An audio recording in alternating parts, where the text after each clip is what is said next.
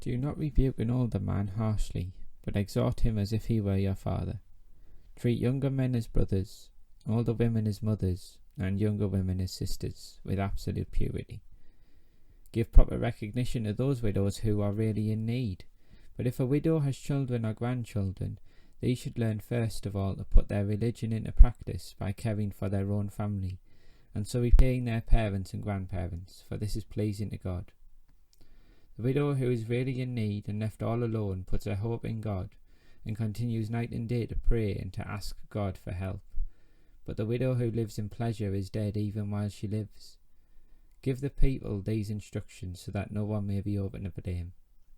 Anyone who does not provide for their relatives, and especially for their own household, has denied the faith and is worse than an unbeliever.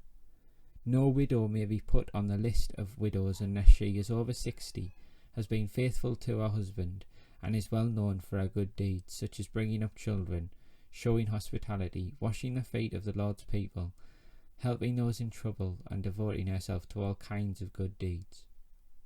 As for younger widows, do not put them on such a list, for when their sensual desires overcome their dedication to Christ, they want to marry. Thus they bring judgment on themselves, because they have broken their first pledge. Besides, they get into the habit of being idle and going about from house to house, and not only do they become idlers, but also busybodies who talk nonsense, saying things they ought not to. So I counsel younger widows to marry, to have children, to manage their homes, and to give the enemy no opportunity for slander. Some have in fact already turned away to follow Satan. If any woman who is a believer has widows in her care, she should continue to help them and not let the church be burdened with them, so that the church can help those widows who are really in need.